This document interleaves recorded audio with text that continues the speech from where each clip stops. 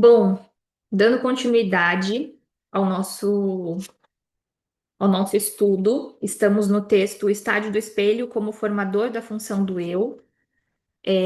Nós começamos na semana passada falando um pouquinho de uma contextualização temporal ali, né? Então, a primeira vez que o Lacan falou, né, fez uma conferência sobre esse texto foi em 36, em Marienbad. Ele foi publicado em 37, então essa versão que tem aqui de 49 já é uma versão que ele mexeu um pouquinho no texto. E que ele vai falar sobre o estádio do espelho, né? A função do estádio do espelho é estabelecer uma relação entre do organismo com o mundo interior e exterior, né? E isso tem a ver também com essa forma, essa transformação produzida no sujeito quando ele assume uma imagem, e a gente viu um pouquinho a questão da identificação, né? Como essas identificações, a relação com o eu ideal vai influenciando nessa formação da imagem ali, né? De como que o sujeito vai se reconhecer. E aí nós paramos na página 99. Eu comecei, antes de começar a gravar, eu brinquei aqui, né? Que quem ganhou a votação lá foi a leitura linha a linha, né? Aí eu brinquei que eu votei no trechos, que tem uns trechos que o Lacan tá só enchendo linguiça, mas estamos numa democracia, então vamos lendo linha a linha. Principalmente em textos, eu acho que mais curtos, como é o Estádio do Espelho. Então, acho que é um texto que a gente consegue ir linha a linha, sem ficar tanto tempo nele indo um pouco mais rápido nas partes em que ele está ou trazendo alguma outra referência, né, ou que não nos chame tanto a atenção, e se detendo um pouquinho nos trechos mais importantes. Eu vou começar aqui a leitura e vocês, do mesmo jeito, fiquem à vontade para me interromper. Eu não estou conseguindo ver todo mundo. Então, quando vocês quiserem falar, só abrir o microfone, viu, gente? Vou fazer umas pausas também, mas também quando quiserem falar, só abrir o microfone. Então, na página 99. Antes ele estava falando sobre eficácia simbólica, a função de duplo entre eu ideal e ideal do eu. E aí ele continua aqui na página 99. Que uma gestalt seja capaz de efeitos formadores sobre o organismo é atestado por um experimento biológico. Ele próprio tão alheio à ideia de casualidade psíquica que não consegue resolver-se a formulá-la como tal. Nem por isso ele deixa de reconhecer que a maturação da gônada na pomba tem como condição necessária a visão de um congênere, não importa de qual sexo, e uma condição tão suficiente que seu efeito é obtido pela simples colocação do indivíduo ao alcance do campo de reflexão de um espelho. É, Quando a gente fala na Gestalt, né, pensando na forma, tem a ver também com essa percepção das partes para a assunção de um todo. Então, pensando nessa reflexão aqui de colocar-se na frente do espelho, entender essa composição mesmo corporal. O que que é esse corpo? O que que nos constitui? Sendo que quando o bebê é pequenininho, né? Tem todo um ensinar do que é o corpo. Então, isso me lembra muito é, cabeça, ombro, joelho e pé. Lembra muito essa coisa do olho, né? Do apontar o olhar, a boca, a boquinha que come. Então, isso vai mostrando também não só as partes desse corpo que compõem um todo, mas também as funções, né? Dessas partes. Do mesmo modo, no gafanhoto migratório, a transição da forma solitária para a forma gregária numa linhagem é obtida ao se expor o indivíduo, numa certa etapa, à ação exclusivamente visual de uma imagem similar, desde que ela seja animada por movimentos de um estilo suficientemente próximo dos que são próprios à sua espécie. São fatos que se inscrevem numa ordem de identificação homeomórfica que seria abarcada pela questão do sentido da beleza como formadora e como erógena. Eu achei, isso me lembrou também, eu sempre tento trazer essa comparação com o humano mesmo, né? Quando ele traz essa comparação do reino animal. Ele fala, né, disso que é próprio à sua espécie. Não sei se vocês já viram, criança, o casal que tem a criança pequena e tem cachorro. E não é incomum ver a criança reproduzindo os movimentos do cachorro, né? E o quanto isso gera ali um riso, né? Então a criança tentando comer o potinho ali do cachorro, ou rastejando se o cachorro estiver rastejando, né? Andando de quatro se o cachorro estiver andando de quatro, ou reproduzindo algum som. E isso é muito por esse imitar, Só que é um imitar de um ser de uma outra espécie, né? Então não tem esse reconhecimento. Continuando. Cláudia, a gente está na página 99, no segundo parágrafo dos escritos. Mas os fatos do mimetismo, concebidos como sendo de identificação heteromórfica, não nos são de menor interesse, na medida em que levantam o problema da significação do espaço para o organismo vivo, não parecendo os conceitos psicológicos mais impróprios para lhes trazer algum esclarecimento do que os ridículos esforços empreendidos com vistas a reduzi-los à pretensa lei suprema da adaptação. Basta lembrarmos os lampejos que sobre eles fez luzir o pensamento. Jovem, então, e em recente rompimento com o exílio sociológico em que fora formado. De um Roger Cailós, quando, através do termo psicatenia, psicastenia lendária, subsumiu o mimetismo morfológico a uma obsessão do espaço em seu efeito desrealizante. Daqui eu não marquei nada. Se vocês querem comentar alguma coisa também, vocês me avisem. E aí, continuando, eu marquei porque ele fala um pouco sobre. Ah, diga, Kelly. Não, eu acho que aquilo que você estava explicando, acho que é disso daí, porque esse mimetismo, eu anotei assim, que refere-se a uma tendência natural de imitar inconscientemente os comportamentos, expressões faciais, posturas e até mesmo padrões de fala de outras pessoas com quem interagimos. Esse mimetismo. Uhum, E uhum, aí, essa psicastenia lendária fala que explora a confusão entre o eu e o outro, onde a pessoa pode se identificar com o ambiente, com outras pessoas, de forma intensa ou até perturbadora. uhum. Então, eu acho que tem a ver com isso que você falou, né? Que a gente tem essa tendência de certa forma, né, a imitar ações, comportamentos de pessoas com quem a gente convive, seja até animais, né? Enfim, cachorrinho e tal. Eu tenho uma observação também, que eu não lembro do texto, porque faz tempo que eu li isso, mas diz que essa parte do mimetismo e epicastenia lendária tem a ver com o texto de Roger Caillois. Uhum. Ele até referencia aqui o Roger, mas então ele pega esses termos de lá. É que esse conceito de psicastenia foi isso, foi esse Roger que desenvolveu Uhum, esse conceito dessa confusão É. entre o eu, o outro, foi ele que desenvolveu. uhum. E eu tinha comentado, né, desse interespécies, que é o que ele coloca no parágrafo anterior, e nesse dá até para a gente pensar na criança imitando, né, uma das pessoas da casa mesmo, ou o pai ou a mãe. Eu lembro muito de uma brincadeira ali de criança, né? Então a criança tava. Thais, a gente tá na 99, a criança brincando de escolinha. E aí, né, tinha ali as bonecas, e aí a criança tava brava, né, brigando ali. Olha, vocês têm que ficar quietos, vocês têm que fazer a lição de casa, eu vou levar vocês para a diretoria. Então, isso também tem quase que um mimetismo do que era escutado também na escola, ou enfim, isso foi se construindo de alguma forma, né? A criança não vai tirar do mais absoluto nada. Então, tem esse efeito.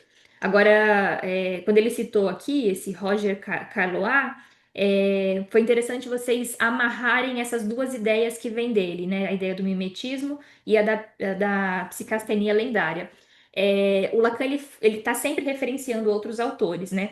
Eu brinco que a gente vai, às vezes, escolhendo nossas batalhas, né? Tem alguns que a gente vai pesquisar quem é, onde está essa referência, mas se a gente vai fazer isso com absolutamente tudo, fica difícil que a gente não avança. E aí, essa é uma das coisas ricas do ler em grupo. Então, por exemplo, eu não fui ver o que tinha a ver com esse Roger caiu lá, né? E aí, a Cíntia, a Kelly já trazem uma ideia, uma noção mais articulada do que isso quer dizer. Então, um dos pontos também do porquê que eu adoro esse formato de leitura em grupo.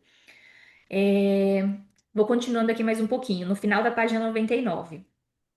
Nós mesmos mostramos na dialética social que a estrutura como paranoico, o conhecimento humano, a razão que o torna mais autônomo do que o animal em relação ao campo de forças do desejo, mas que também o determina no pouco de realidade nele denunciada pela insatisfação surrealista. E essas reflexões incitam-nos a reconhecer, na captação espacial manifestada pelo estádio do espelho, o efeito no homem anterior até mesmo a essa dialética, de uma insuficiência orgânica de sua realidade natural, se é que havemos de atribuir algum sentido ao termo natureza. E aí ele vai trazer a função, né? Acho que foi uma das coisas principais aqui do texto. A função do estádio do espelho revela-se para nós, por conseguinte, como um caso particular da função da imago, que é estabelecer uma relação do organismo com sua realidade, ou como se costuma dizer, o in-welt e o unwelt, né? Esse in-welt como sendo o mundo interno, o mundo interior, e o unwelt como o mundo exterior. Mas essa relação com a natureza é alterada no homem por uma certa deiscência do organismo em seu seio, por uma discórdia primordial que é traída pelos sinais de mal-estar e falta de coordenação motora dos meses neonatais. A noção objetiva de inacabamento anatômico do sistema piramidal, bem como de certos resíduos humorais do organismo materno, confirma a visão que formulamos como um dado de uma verdadeira prematuração específica do nascimento no homem. Então, quando o bebê nasce, ele não tem essa autonomia, por exemplo, quando a gente pensa em outros mamíferos que nascem e já estão ali prontos para a vida, né? O bebê ele é dependente o tempo inteiro nesse primeiro momento de vida de um cuidado de um outro humano, né? Então ele não consegue se alimentar sozinho, se autorregular ali sozinho. Então tem a ver com essa prematuração específica do nascimento do homem e essa coordenação, essa falta de coordenação motora nos meses neonatais. Então quando o bebezinho ainda está ali nos primeiros meses, ele ainda não tem, por exemplo, movimento de pinça. Isso são as habilidades que ele vai desenvolvendo e aí a gente vai acompanhando com os marcos do desenvolvimento. Então, com tantos meses, ele tem que ser capaz, né? Com dois meses, sustentar o pescoço. Depois, ele tem que ser capaz de sentar sem apoio. Depois, né, de andar, de falar. Então, vão tendo esses marcos do desenvolvimento que vão tornando esse bebê mais pronto para interagir, para sobreviver, mas que nos primeiros anos ali tem toda uma dependência do cuidado das figuras ali, das figuras de cuidado desse bebê. Observe-se de passagem que esse dado é reconhecido como tal pelos embriologistas através do termo fetalização, para determinar a prevalência dos chamados aparelhos superiores do neuroeixo, e em especial desse córtex, que as intervenções psicocirúrgicas nos levarão a conceber como o espelho intraorgânico. Essa noção de fetalização tem a ver também com o controle que o cérebro vai fazendo do corpo. Então, é aos poucos que a gente vai adquirindo essas habilidades, essa capacidade. E isso, né, a gente pensa até na embriologia, em como os órgãos e os sistemas vão se formando, né? Eles vão se formando numa sequência específica, e eles vão amadurecendo numa sequência específica. Então, essa noção de fetalização, isso a gente consegue compreender depois como cada um dos sistemas do nosso cérebro vai controlando ali a nossa ação, a nossa vontade, o nosso pensamento, enfim. Esse desenvolvimento é vivido como uma dialética temporal que projeta decisivamente a história da formação do indivíduo. E aí tem uma definição importante também para o estágio do espelho. O estágio do espelho é um drama cujo impulso interno precipita-se da insuficiência para a antecipação e que fabrica para o sujeito, apanhado no engodo da identificação espacial, as fantasias que se sucedem, desde uma imagem despedaçada do corpo até uma forma de sua totalidade que chamaremos de ortopédica, e para a armadura, enfim assumida, de uma identidade alienante, que marcará com sua estrutura rígida todo o seu desenvolvimento mental. Assim, o rompimento do círculo do Inwelt para o Umwelt gera a quadratura inesgotável dos arrolamentos do eu. Então, até o pessoal colocou ali no chat essa definição, que é do alemão Inwelt, Unwelt, não sei nem se a pronúncia é exatamente assim, mas que tem a ver com esse jogo interno e externo. Então ele coloca aqui que esse rompimento também de algo que é interno para algo que é externo e que é reconhecível, vai fazer parte, né, desse processo ali do estádio do espelho. E outra marca importante aqui, ele coloca da insuficiência para antecipação, né? Acho que é uma coisa para a gente pensar. E essas fantasias que sucedem desde uma imagem despedaçada do corpo.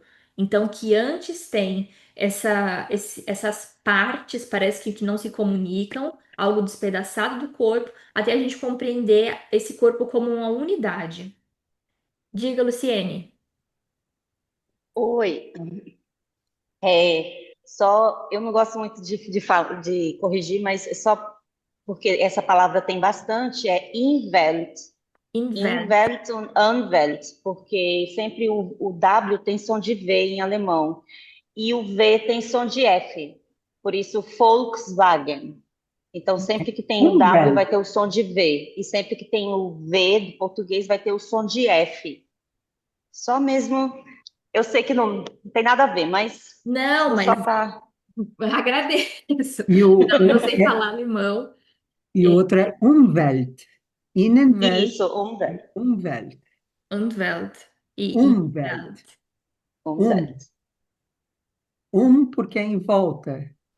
Aham. É o meio ambiente. Umwelt. Tá vendo, gente? A gente aprende até idiomas aqui. Adoro. Mas alguém levantou. Cadê? Ana. Oi, me ouve? Sim, pode falar. Como é que você entende, Lorena, que aqui ele coloca que o desenvolvimento é vivido como uma dialética temporal, né? Que ele está colocando a coisa do tempo, se não me engano, cronológico aqui, né?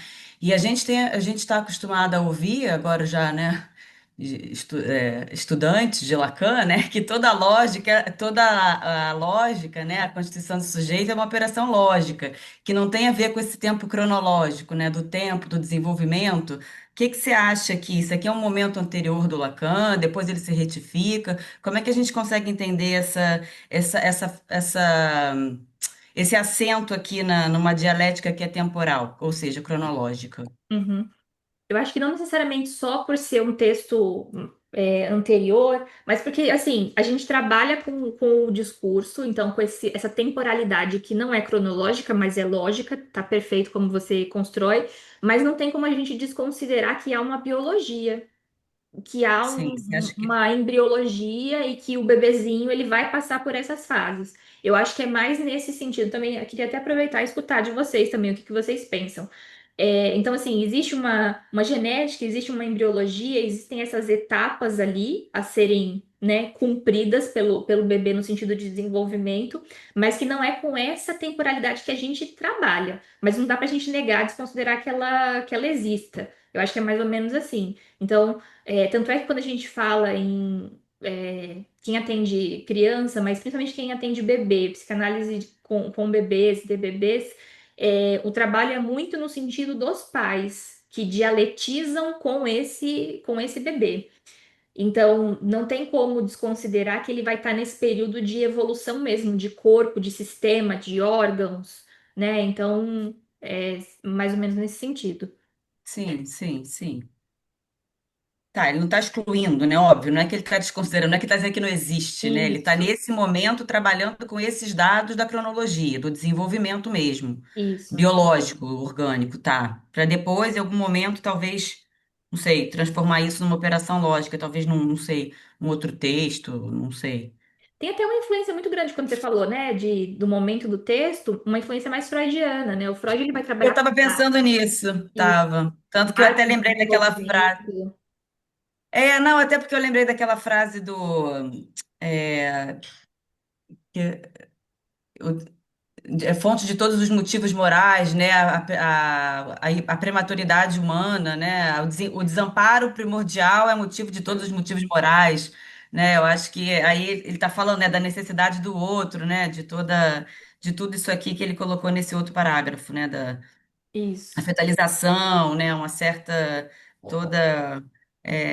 um corpo inacabado, enfim. Aí por isso a necessidade do outro e depois motivo de todos os motivos morais, né? A Sim. fonte de todos os motivos morais. A partir dessa imaturidade, todo o resto, né? Isso. Toda Tanto a é que fica, desgraça humana, fica né? muito determinista, assim. Então, se teve Sim, esse desamparo, por exemplo, logo isso vai imprimir uma marca que vai representar uma, né, uma certa questão psíquica para a criança, sim, né? Então já tem uma sim. ideia mais determinante, assim, pensando com Freud, né? Sim. Com Lacan, a gente não consegue, a princípio, atribuir de que alguém que sofreu um trauma, né, um trauma da realidade, um desamparo, como a gente está pensando assim, né, no caso do bebê ou de uma criança. Logo, isso vai determinar, né, que vai haver enfim, um problema psíquico com relação a isso, né? Então, isso é uma Não um problema necessariamente, mas que esse desamparo vai determinar toda a condição humana. Eu acho que é um sim, pouco isso, menos uma no forma sentido de se constituir. patológico, né? Mas mais uma inscrição do outro, e aí das mais variadas formas possíveis. Mas, sim, sou um pouco freudiana ainda. Mas vamos lá, deixa Mas quieto. é importante até para a gente entender de onde o Lacan está tirando isso, né? Então é claro que Freud no Sim, início tem uma influência muito maior no que ele vai construindo. Apesar de no Seminário 1 ele já está ali determinando muito ponto de diferença das obras, é claro que influencia, né? sim, Diga, sim. Cíntia. Eu tenho uma observação aqui sobre a dialética temporal, que seria a diferença entre o A e o alinha, ou seja, um A e o eu ideal, então, que está sempre no futuro. Então, de alguma forma, eu algo que para mim é impossível. E aí eu controlo a relação de presença e ausência com Fordá, por exemplo, que Uhum, é essa antecipação do futuro. E aí eu tenho outra observação da identificação espacial desse último parágrafo que a gente estava lendo, que é como se fosse um campo delimitado de significante, tipo o Wi-Fi da casa. E depois ele vai ampliando, né? E aí, na identidade alienante, que eu fico limitado por um campo que eu acho que é o que deve ser, que é o campo do outro, né? tanto é que se a gente pensa essa ideia de uma identidade alienante, a gente não está falando de bebezinhos pequenos. Se a gente pensa no sujeito, tem algo sempre de alienante com relação ao outro.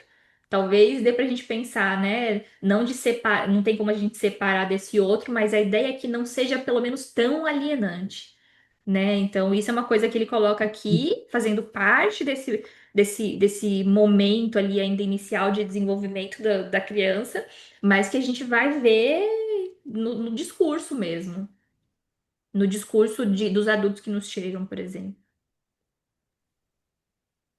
Lorena, teria como você explicar um pouquinho dessa precipitação da insuficiência para antecipação? Peraí. Achei que tinha comentário no chat, que hoje eu não estava conseguindo acompanhar. Uma diferença entre o quê? E só me diz quem tá falando que não apareceu aqui para mim. Clara. Ana Clara. Uma diferença entre o quê? Repete para mim, por favor. Essa parte que fala da precipitação da insuficiência para a antecipação. Essa antecipação, eu gostaria que explicasse um pouquinho sobre. Tô achando de novo onde está aqui. Fica no Ah, foi esse desenvolvimento, é quarto vivido como uma parágrafo dialética. da página 100. Da insuficiência para antecipação, achei.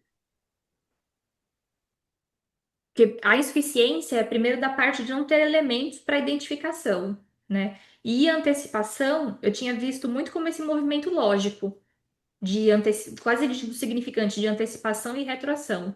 Algo que antecipa e algo que retroage. E muito relacionado ao discurso do outro. Foi pelo menos como eu tinha lido isso daqui. Se alguém quiser mais complementar, no começo essa insuficiência é de não ter muitos elementos mesmo. E depois alguns elementos que vão antecipar isso, né? A partir do dito do outro.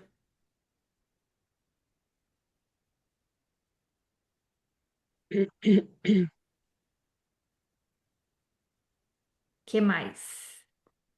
Cíntia, você tá com a mão levantada aqui pra mim. Você quer falar de novo ou era daquela vez ainda? É,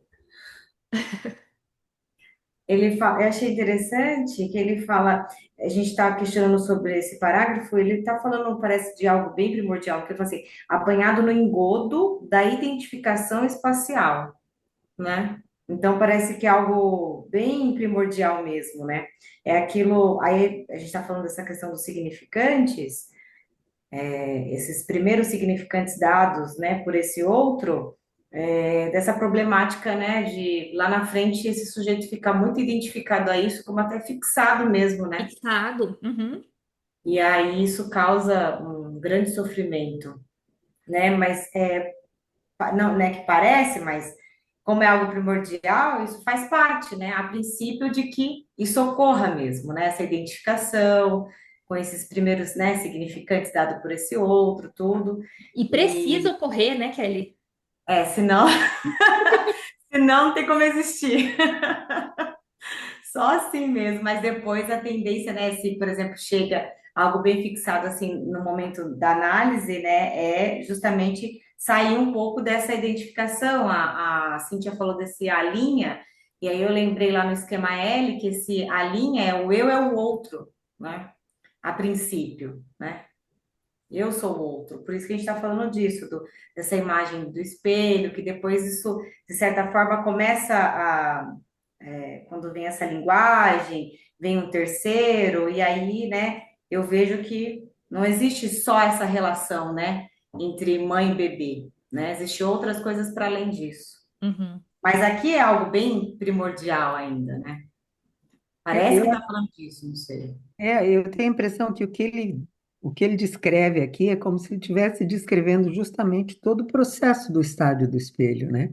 Desde o corpo despedaçado, onde eu não entendo nada, até o que você dizem que você é o filhinho da mamãe, a rainha do papai, e aí até essa transformação, são esses significantes que vão criando essa limitação, essa identificação espacial, é como se fosse o Wi-Fi da casa, é dentro dali que você consegue ir se formando a sua imagem do eu ideal, até você superar isso e projetar no grande outro, que aí vai parar, não vai ser somente o pai, a mãe, enfim, vai ser todo o mundo que te cerca, né? Sim, dá pra gente pensar no. Até nessa noção do. Ah, você é isso, né? Você é o rei, a rainha, o príncipe, a Vossa Majestade, o bebê. E a internalização do eu sou isso, para depois a mudança da pergunta em análise é que é do eu preciso ser isso, né? Será que eu preciso ser isso para ser amado por esse outro? Eu amei a metáfora do Wi-Fi também. E outra coisa, a Kelly comentou sobre o esquema, né? Sobre o esquema L. É interessante porque esse eixo A e a linha é o eixo imaginário. Se a gente pensa no eixo do simbólico, quando tem essa falha realmente no eixo do simbólico, tem um achatamento do esquema, que é quando acontece na psicose, né? Então, fica realmente esse A e a linha como a relação imaginária, sem passar pela relação do simbólico por conta da foracusão do nome do pai. Então é interessante a gente fazer essa associação também com o esquema. Diga, Igor. Eu acho bem interessante, né? Porque, assim, quando nós vamos ler Lacan hoje, nós já sabemos mais do que o próprio Lacan. E até mesmo quando a gente pensa que esse texto é de 36, e quando a gente começa a pensar sobre isso, né? O próprio Lacan ainda não está ali no processo da sua própria análise pessoal, né? Vamos pensar ali que ele está pensando em se iniciar. E até mesmo quando ele começa a falar que esse texto não é um estágio, mas é um estado, um estádio, ou seja, um local onde as coisas acontecem. Então, aqui ele não está falando sobre o que a criança é, mas o que ela está sendo dita. E até mesmo quando a gente pensa que no final desse texto, né, o que o Lacan ele propõe é que depois que aconteçam os três tempos, a verdadeira viagem ela continua. Então, é justamente a gente pensar um pouco sobre essas questões, até mesmo sobre o que é que ele está lendo na época. Porque, querendo ou não, quando a gente está fazendo uma certa leitura, tem ali uma certa leitura fenomenológica no nível do próprio fenômeno, que é pensar no que é que o Lacan ele fazia. Então, assim, vemos ali uma saída recente dele do próprio campo da própria psiquiatria. Então, tudo ali para ele ainda está no sentido do passei anos estudando algo, mas esse algo que eu estou estudando não fala tanto sobre, né? Tanto que Sim. muita gente, quando lê sobre esse texto, fala que ele está falando sobre o narcisismo freudiano, só que com um outro viés. E é interessante justamente pensar sobre isso. Mesmo que a gente adiante muita coisa, o Lacan ainda não chegou a falar sobre essas muitas outras coisas, porque talvez ainda nem sequer tenha sido pensado sobre ele. Eu acho que a proposta de ler de uma forma cronológica é justamente tentar acompanhar o pensamento de acordo com o texto. Eu acho que fica bem interessante dessa forma, ver o que é que o texto fala. Sim, e por isso que pensar, né, a localização temporal do texto influencia muito, senão a gente fica achando que para Lacan ainda é assim e exatamente desse jeito. É como se a gente já tivesse spoilers da teoria de para onde ele vai caminhar. E isso que o Igor falou, eu acho super importante também, que é entender o porquê que ele constrói desse jeito. E aqui a gente já começa a ver alguns ganchos do que ele vai desenvolver depois. Então, eu acho que acaba sendo um movimento de leitura crítica interessante, que é falar assim, tá, isso ele teorizou lá em 1936. Isso vai mudar um pouco, mas ali já tinha algumas sementinhas, alguns indícios que fazem a gente pensar, né, no que seria, no que ele vai construir depois. Então, em alguma medida, o nosso estudo também, ele segue um tempo lógico. Apesar da cronologia, que a gente vai seguindo com relação aos textos, o estudo acaba também passando por um tempo lógico, que é essa ida e vinda que a gente vai fazendo nos momentos da teoria, no que ele vai teorizando. O Igor falou uma coisa importante, né? Pensar que a tese dele é desse meio ali, nessa época. E se a gente lê a tese, é uma tese psiquiátrica, tem ali exame mental, tem exame físico, tem uma série de elementos que pra gente não é psicanálise. E, afinal, era uma tese, né, de doutorado de psiquiatria. Então, a gente fazer essa localização é importante. Porque senão é a mesma coisa que a gente pegar lá o projeto de Freud, que ele vai falar em neurônios, ele vai construir toda uma teoria, sendo que ali ainda não. Ele estava muito com o viés neurológico dele, né, do estudo da neurologia. Não é ainda a psicanálise. Então é importante a gente também ir entendendo esses momentos teóricos. Vou continuar mais um pouquinho aqui, então. Esse corpo despedaçado, cujo termo também fiz ser aceito em nosso sistema de referências teóricas, mostra-se regularmente nos sonhos, quando o movimento da análise toca num certo nível de desintegração agressiva do indivíduo. Ele aparece então sob a forma de membros disjuntos e de órgãos representados em exoscopia que criam asas e se armam para perseguições in- intestinas intestino, intestinas, como as perenemente fixadas, através da pintura, pelo visionário Hieronymus Bosch, na escalada que elas tiveram no século XV para o zênite imaginário do homem moderno. Ele é um pintor holandês e nas obras dele tem um pouco desse despedaçamento, assim. Mas essa forma revela-se tangível no próprio plano orgânico, nas linhas de fragilização que definem a anatomia fantasística, manifesta nos sintomas da esquise ou de espasmo da histeria. Correlativamente, a formação do eu simboliza-se oniricamente por um campo fortificado, ou mesmo um estádio. Eu achei interessante também, acho que o Igor colocou essa marcação da diferença entre estágio e estádio que distribui da arena interna até sua muralha, até seu cinturão de escombros e pântanos. dois campos de luta opostos em que o sujeito se enrosca na busca do altivo e longínquo castelo interior, cuja forma, às vezes justaposta no mesmo cenário, simboliza o isso de maneira surpreendente. E do mesmo modo, dessa vez no plano mental, vemos realizadas essas estruturas de obra fortificada, cuja metáfora surge espontaneamente, como que saída dos próprios sintomas do sujeito, para designar os mecanismos de inversão, isolamento, reduplicação, anulação e deslocamento da neurose obsessiva. Então, antes ele falou um pouquinho ali sobre, né, que seria esse espasmo da histeria, depois ele fala um pouquinho desses mecanismos que seriam na neurose obsessiva, mas aqui eu achei interessante quando ele coloca esses dois campos de luta opostos, em que o sujeito se enrosca, né? Então dá para a gente pensar também nos campos de identificação. Então, como que se enrosca a partir do próprio sistema de linguagem nesses ditos também do outro, e que tem relação com isso, né? A gente falou um pouquinho antes do cogito cartesiano, né? Do vai ser eu sou onde eu não penso, né? Então, é onde esse conflito acontece também, mas de forma completamente inconsciente. Mas, a nos fundamentarmos apenas nesses dados subjetivos e por menos que os emancipássemos da condição de experiência que nos faz deduzi-los de uma técnica de linguagem, nossas tentativas teóricas ficariam expostas à recriminação de se projetarem no impensável de um sujeito absoluto. Eis porque procuramos, na hipótese aqui fundamentada num concurso de dados objetivos, a grande diretriz de um método de redução simbólica.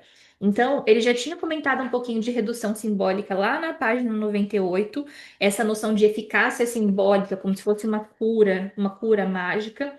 E aqui ele vai falar desse método de redução simbólica. Tem a ver também com o esquema L. Se a gente pensa, né, que o eixo imaginário é do A e do A', e o do simbólico vai ser ali do sujeito com relação ao grande outro, fazer uma redução simbólica teria essa função ali, a partir da inscrição do nome do pai de uma relação entre sujeito e grande outro. E ele continua. Ele instaura nas defesas do eu uma ordem genética que corresponde ao anseio formulado pela senhorita Ana Freud na primeira parte de sua grande obra, e situa, contrariando um preconceito frequentemente expresso, o recalque histérico e seus retornos, num estágio mais arcaico do que a inversão obsessiva e seus processos isoladores. E estes, por sua vez, como procedentes à alienação paranoica que data da passagem do eu especular para o eu social. E essa passagem é importante porque passa justamente pelo grande outro, né? Eu vou ler só mais esse trechinho, aí eu abro para a gente conversar um pouquinho. Esse momento em que se conclui o estágio do espelho inaugura pela identificação com a imagem do semelhante e pelo drama do ciúme primordial, tão bem ressaltado pela escola de Charlotte Bühler nos fenômenos de transitivismo infantil.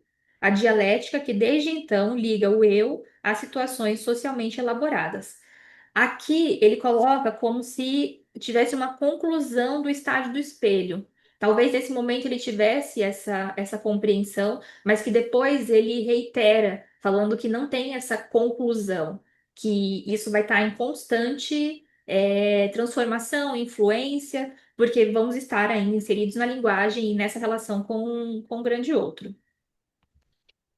É nesse momento que decisivamente faz todo o saber humano bascular para a mediatização pelo desejo do outro, constituir seus objetos numa equivalência abstrata pela concorrência de outrem, e o que faz do eu esse aparelho para o qual qualquer impulso dos instintos será um perigo, ainda que corresponda a uma maturação natural, passando desde então a própria normalização dessa maturação a depender no homem de uma intermediação cultural, tal como se vê no que tange ao objeto sexual no complexo de Édipo. Então, aqui ele começa a introduzir essa dialética do desejo, que a gente comentou. Então, o outro me diz que eu sou isso. né? Eu sou isso. O outro me diz que eu sou isso. Será que eu sou isso? Ou será que eu preciso ser isso para ser amado pelo outro? Então a dialética do desejo e de demanda já começa, né, aqui a dar um indício. Mas aí queria escutar de vocês. Acho que a Ana tá com o microfone. Diga, Ana. Desculpa, foi sem querer. Querem comentar alguma coisa desse trecho? Continuo mais um pouquinho.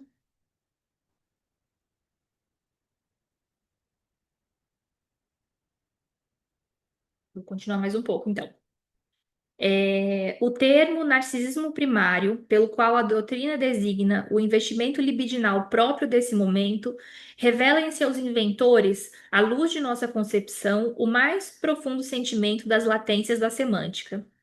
Mas a doutrina esclarece também a oposição dinâmica que eles procuraram definir entre essa libido e a libido sexual, quando invocaram um instinto de destruição ou até mesmo de morte, para explicar a evidente relação da libido narcísica com a função alienante do eu, com a agressividade que dela se destaca em qualquer relação com o outro, nem que seja a da mais samaritana ajuda.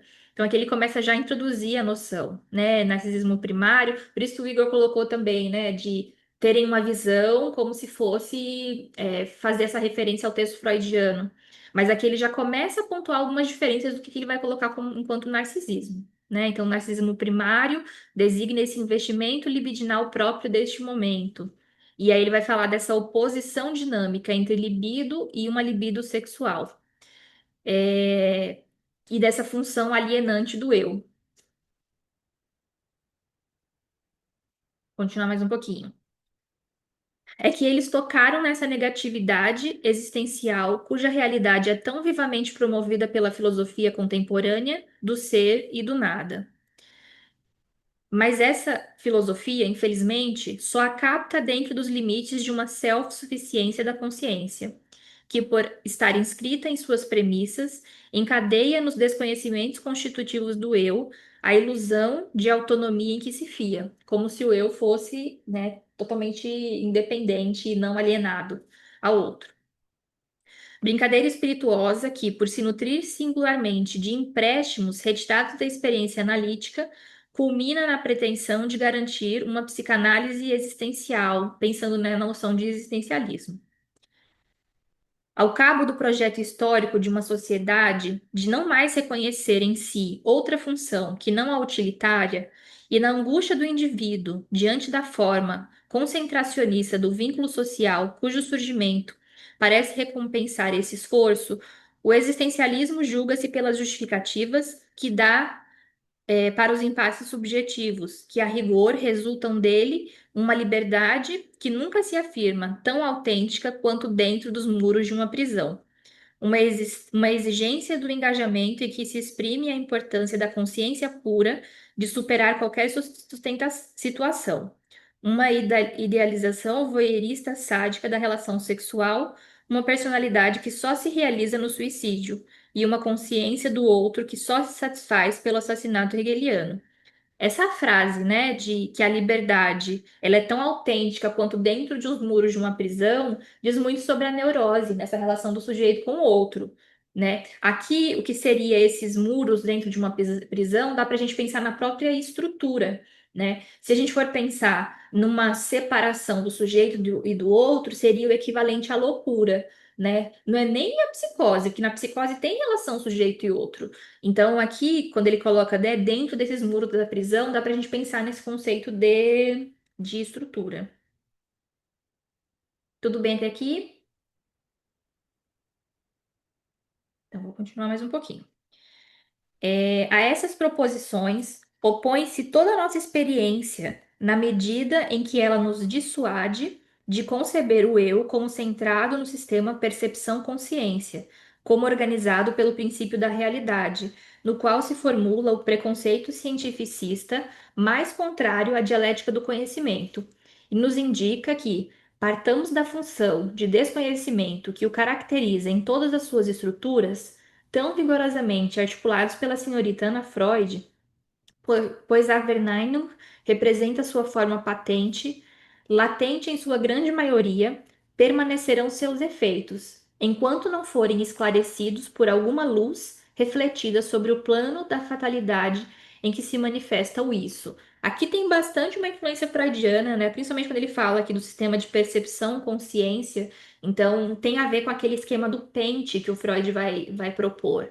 Então, que tem o sistema de percepção, perceptivo, até pensar nas noções de pré-consciente, consciente, inconsciente.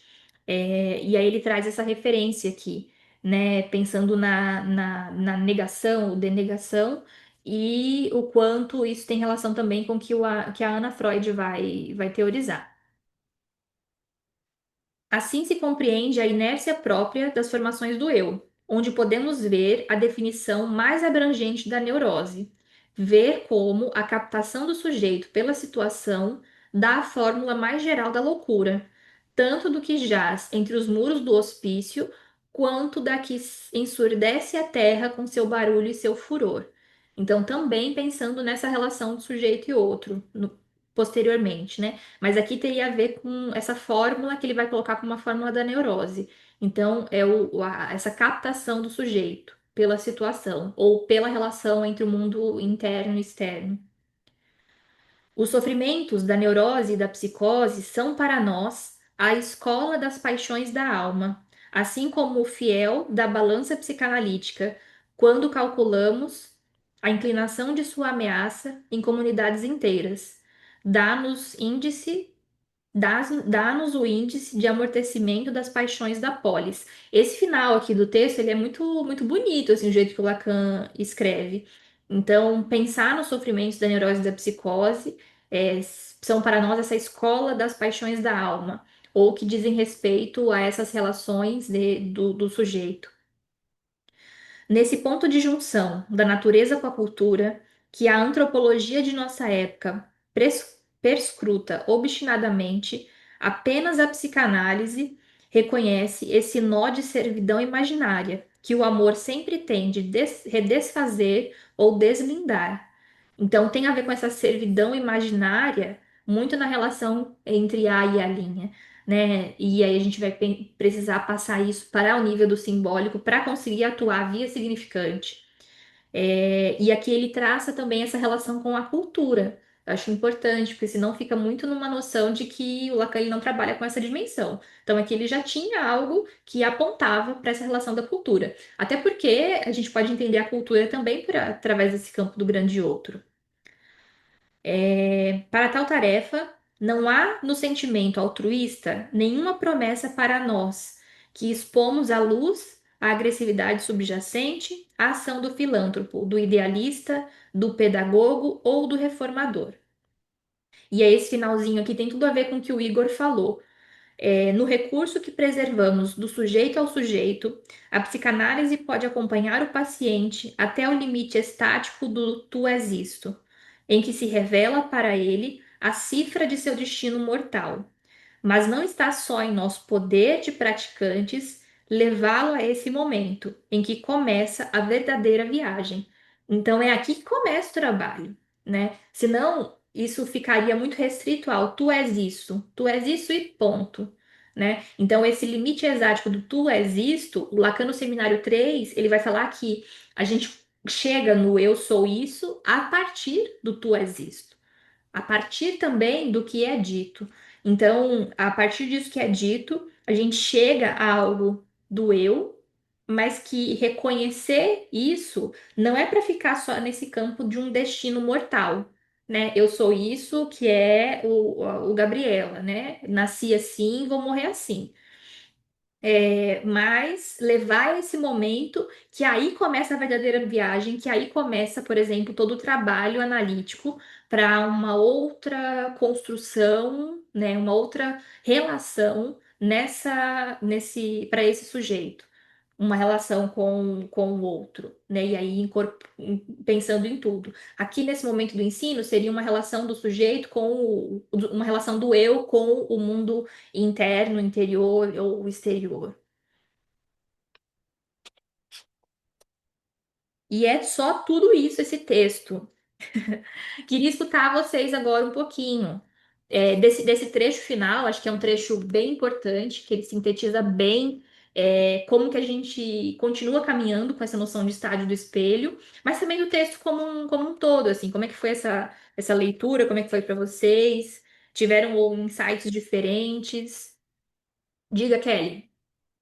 Eu fiquei com algumas dúvidas, mas eu não sei se, enfim, vai dar tempo de falar hoje. É na página 101, quando ele começa a falar da formação do eu, ele coloca o eu entre parênteses, aí me veio muito na cabeça o eu G e o Moá. Uhum.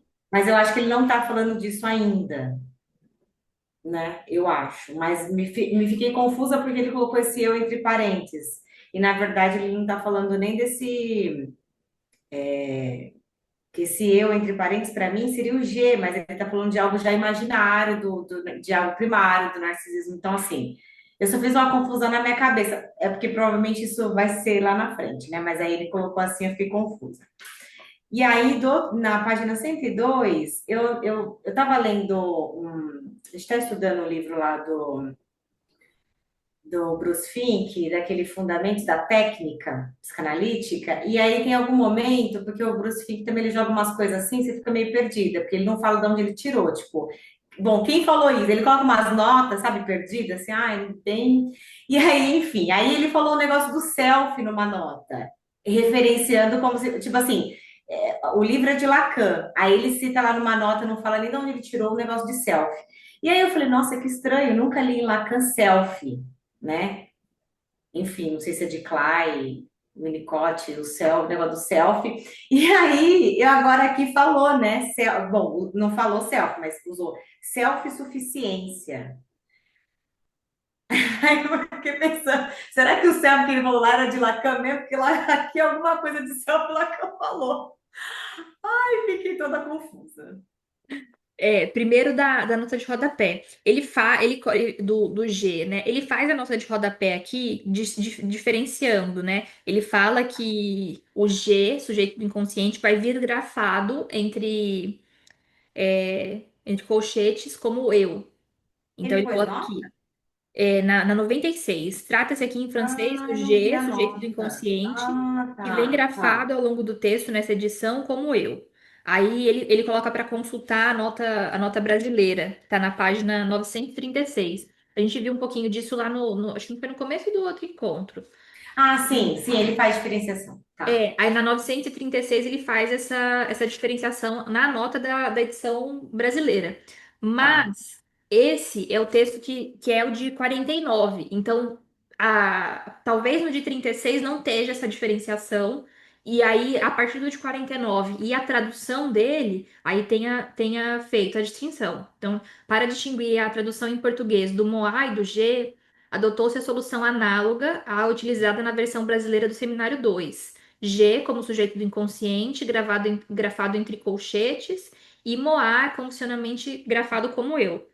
Mas nesse trecho que você colocou, que ele fala do eu especular para o eu social, para mim é estranho pensar como esse G do inconsciente, né? Então seria esse inconsciente a partir da imagem e a partir do que é correspondente ao discurso do grande outro.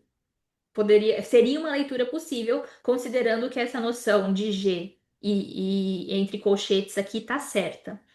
Só que aí eu tenho um parênteses também com relação a isso.